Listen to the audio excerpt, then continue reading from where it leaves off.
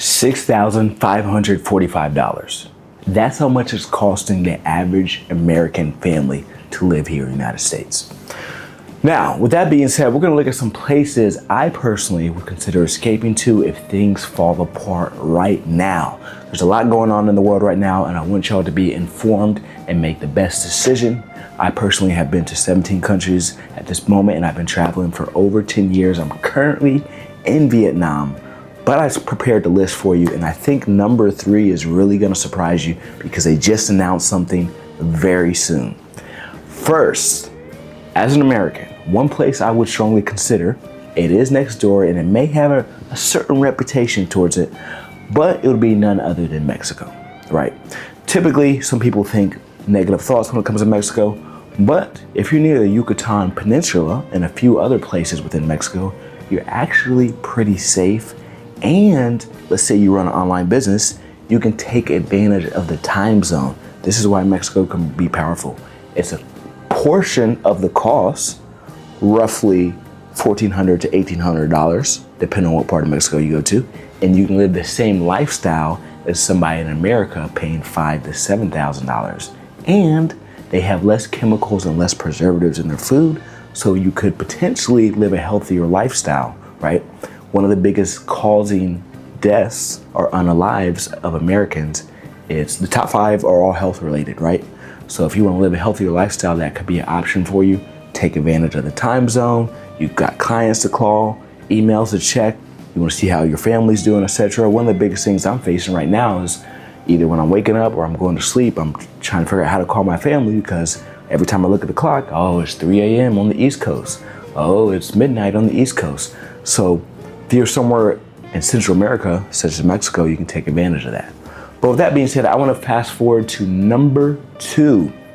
Number 2 has been rising for years. It's actually strong on my list, and I can't wait to check it out. I plan on going there in the next couple months, but it's none other than Portugal. And the cool thing about Portugal, which this you got to consider, because when people move, they don't consider the fact that as an American, you get taxed forever, right? You could move to Mexico, you can move to Portugal, you can move to Ghana. Because you're American, you're expected to still pay taxes. So it's just not a magical system where you relocate and you never pay taxes. You're considered American until the day that you are no longer alive. Unless you want to renounce your citizenship. That's a long process, can be expensive and also risky. I personally don't recommend it, but if you want to do that, that's up to you. So Portugal, they have something called the D7 visa. Now the beautiful thing about the D7 visa is you need very small amount of income to qualify. As an individual, let's say you want to retire over there, right? Let's say maybe you're a single individual, you're divorced, your kids are grown up. You just need about 980 euros passively a month. So for less than $1,200 a month, maybe you got Social Security, maybe you got stocks coming in, maybe you're a YouTube creator, such as myself, maybe you make TikToks, whatever. You just need to show that income, you can qualify for the D7 visa. And here's the thing, after about 5 years, you can actually go from the D7 visa to residency, right? So now it's no longer a thing of constantly trying to prove yourself, right? You can now qualify for residency and eventually get citizenship. And the cool thing about citizenship, in Europe, once you get in the European Union, you can then live, work, play in all the other countries that are in the European Union. Spain, Germany, France, whatever, right? So you qualify for all that right there. It makes it easy. But number 3, I told you number 3 just announced some news, and I'm happy about this personally because I actually used to live in this country for 4 months. None other. You like Asia, you like Europe, you want to meet in between? None other than Turkey. Yes, Turkey. So I lived in Istanbul, Turkey for about 4 months, and I will say they have the best food I have ever had in my life. And this is someone who's been to 17 countries and been traveling for over 10 years. Their food, I don't know what they do with it. It's so clean. You can taste the quality when it's going down. You know how maybe you're in America, you eat something bad quality, it goes down, you taste it, you feel kind of bad. You eat this right away, you feel better. I never, until I came to this country, Turkey, by the way, is what I'm referring to, had fruit that tastes like candy. I had a green apple.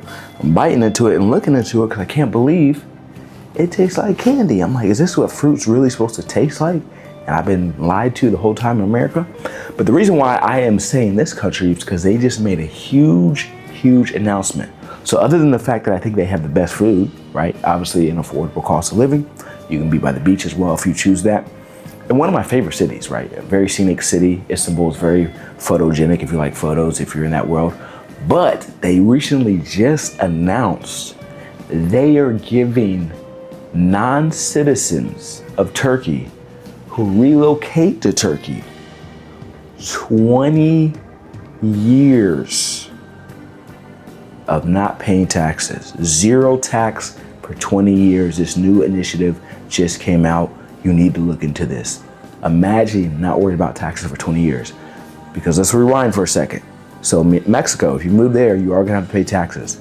Portugal, thankfully, the second place I named, Portugal, does have an agreement with the United States where if you relocate there and you do everything the right way, you don't have to be double taxed. So you're not gonna pay Portuguese tax and then American tax. But not every country is like that. It's a very small list. Turkey, 20-year initiative, no taxes. I'm telling you, this is huge. This country has been struggling somewhat economically for over 30 years, I'll be honest with you. But an advantage, assuming that you are coming from the United States, Canada, etc., is this can be a lower cost of living for you. Me personally, when I was there, it was during the pandemic, so things were a little bit cheaper, but I was buying dinner for $2, $3, $6. And it wasn't just the domestic food, it was the international food as well. I would buy Chinese food, Italian food, Greek food, whatever. And it's still the best. So it's not the fact that it's Turkish food, it's something that they're doing with their food. Because I've had food, Turkish food in other countries, and it just was not the same. I believe their food system over there is extremely clean, extremely healthy. I don't believe they use many pesticides and chemicals, such as the States, and it makes for a unique dining experience. By the way, Spain is number 2 when it comes to food. But number 4, none other than Indonesia. Indonesia is a rising place among digital nomads and amongst people trying to relocate from Europe and from America. They have no extradition law, but I want to clarify that. No extradition law when it comes to the United States. They do have an agreement with China, Hong Kong, and a few other places. But as far as Americans, they have no extradition law agreement. But that doesn't mean you go over there, you start acting wild and doing all this and stuff. Because you'll see there was a famous story recently about a boyfriend who unalived his girlfriend's mother over there, right? They served over there, the Indonesian system being very lenient, after a couple years said you can go. Guess what?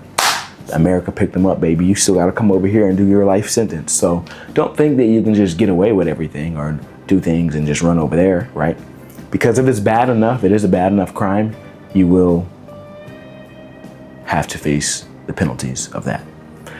Great thing about Indonesia, you can buy a house over there, 70,000, 80,000, etc. And these people are very warm. It's known as being an accepting country. Yes, you could say yes, you could say Islam is the largest major religion there, but that doesn't mean you can't practice your faith independently, right? It's not going to be forced upon you, and it has very good ratings as far as safety, food quality, welcomeness of the people, openness, laws, etc., everything like that. So that could be a thing that you could check out.